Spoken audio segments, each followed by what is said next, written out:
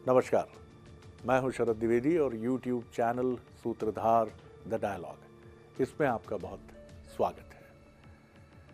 इन दिनों एक समाचार माध्यम के विज्ञापन की बड़ी चर्चा है। विज्ञापन का काम ही है कि आपको कहीं ना कहीं ऐसी मनोदशा की तरफ ले जाए कि आप दीवानों की तरह उस विज्ञापन को देखते रहें और उसके बारे में सोचते रहें। होता ये कुछ सेकंड्स का है, लेकिन एक शब्द हम भी जब पत्रकारिता की पढ़ाई कर रहे थे तो हमने विज्ञापन भी पत्रकारिता की पढ़ाई का एक हिस्सा होता है, तो उसको कहा जाता है यूएसपी, यूनिक सेल्स प्रपोजिशन, बिक्री का अनूठा वादा। जैसे फला फला ब्रांड के कपड़े धोने वाले, आपको याद होगा एक मोहतरमा आती थी और वो यहाँ इशारा करती थी और कहती थी कि इस ब्रांड की ख़रीदारी में ही समझदारी है। और उनको बिल्कुल भारतीय महिला की तरह, मिडिल क्लास महिला की तरह बताया गया था। एक लंबी सी बड़ी गोल सी बिंदी, सुंदर गोल सा चेहरा और साड़ी। इसी तरह आपने कई और विज्ञापन कि डर के आगे जीत है, तमाम तरह के स्लोगन्स आपके दिमाग में कौंधेंगे। और ये जिस विज्ञापन की हम बात कर रहे हैं इसको लेकर चर्चा भी है, कंट्रोवर्सी भी है। ये विज्ञापन ये कहता है कि भारतीय दर्शकों के जो टेलीविज़न देखते हैं, भारतीय दर्शक जो टेलीविज़न देखते हैं, अगर उनके दिमाग को निचोड़ोगे, और इसमें इस तरह का एक डिपिक्शन भी है कि आर्टिफिशियल इंटेलिजेंस के ज़रिए कि दिमाग को निचोड़ा जा रहा है, तो ये विज्ञापन ये दावा करता है कि अगर आप इसे निचोड़ेंगे तो जहर ही निकलेगा। ये एक मीडिया की आपसी कन्फ्रंटेशनिस्ट एटीट्यूड की भी एक निशानी है कि अब मीडिया आपस में भी टकरा रहा है, लड़ रहा है। मीडिया का एक सेगमेंट ये कह रहा है हम अच्छे हैं, हमें देखिए, और बाकी जो उनका दावा है कि बहुत सारे लोग जो देख रहे हैं वो दिमाग में जहर भर रहा है।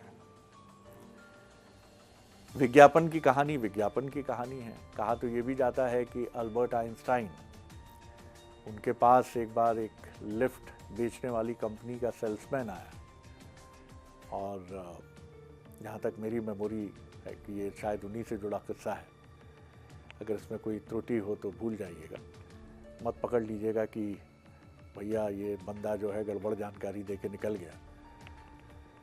उनके पास वो लिफ्ट बेचने आया और इतना उनको डराया उसने कि देखिए इसमें तो आप सीढ़ियाँ चढ़ते हैं, उम्र आपकी 50 पार हो जाती है तो आपके दिल की धड़कनें बढ़ जाती हैं, मुश्किलात आ जाती है। उन्होंने कहा ठीक है भैया लिफ्ट लगा दो।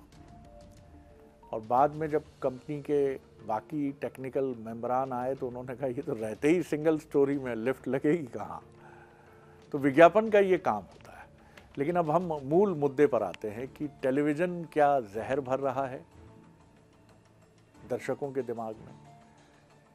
अगर ऐसा होता, दरअसल हम अक्सर एक उंगली उठाते हैं तो 3 उंगलियां हमारी तरफ होती हैं। कई बार जब हम अपनी जिम्मेदारी से बचने की कोशिश करते हैं, इसमें कोई शक नहीं कि आज का टेलीविज़न ही नहीं, आज के जितने भी माध्यम हैं, जो भी माध्यम है, cinema, television, literature, education, society, politics, खेल, तमाम चीज़ों पर बाजार का हमला है।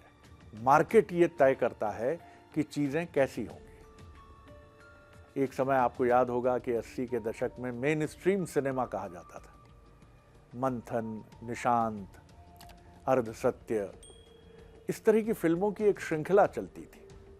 नसीरुद्दीन शाह, ओमपुरी, इनके चेहरे उसी समय पहचाने गए। लेकिन ये सिनेमा बंद क्यों हो गया? बंद न भी कहें, लेकिन मीनिंगफुल सिनेमा जिसको कहा जाता है, सत्यजीत रे जिसके पुरोधा थे, या कुरोसावा जो जापानीज फिल्मकार थे, वो नामचीन एक फिल्मकार के तौर पर ध्यान आते हैं।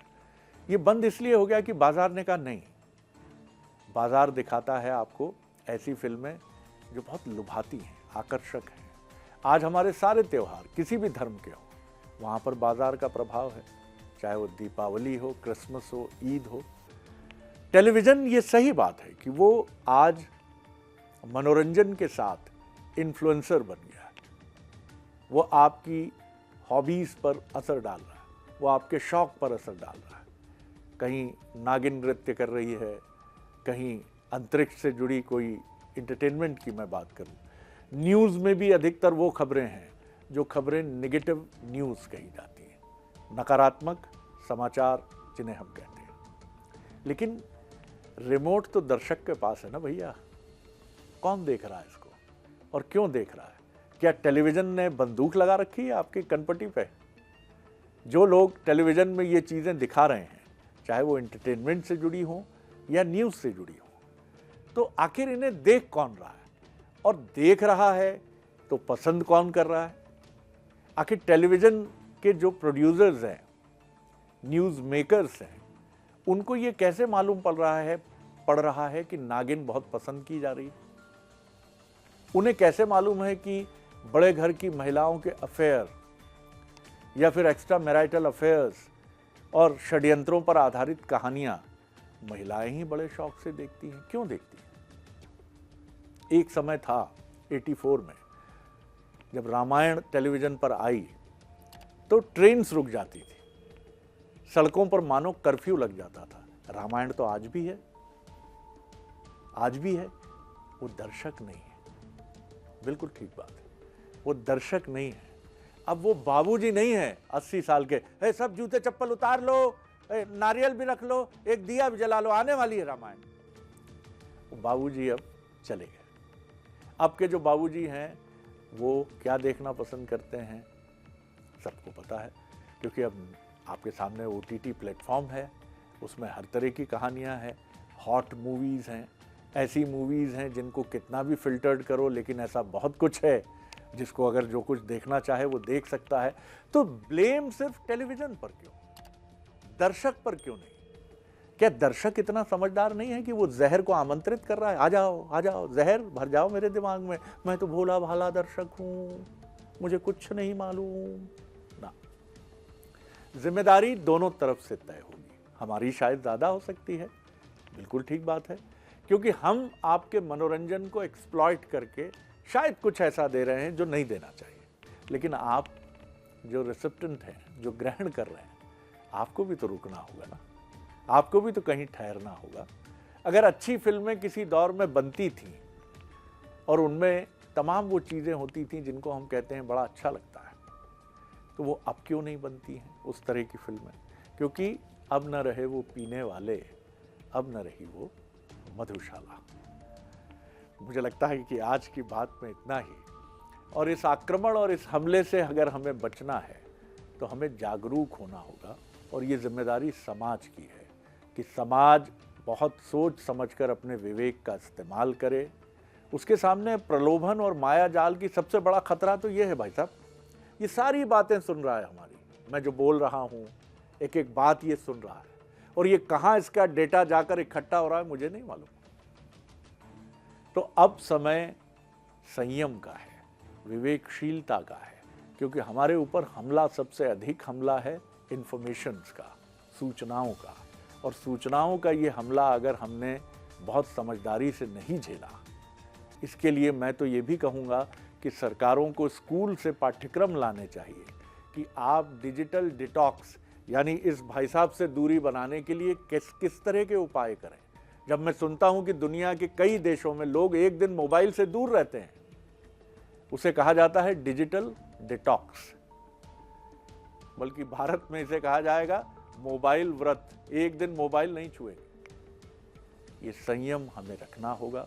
कौन सामने आएगा, बिल्ली के गले में घंटी कौन बांधेगा, नहीं मालूम बाबू मोशाय, बिल्कुल नहीं मालूम। नमस्कार।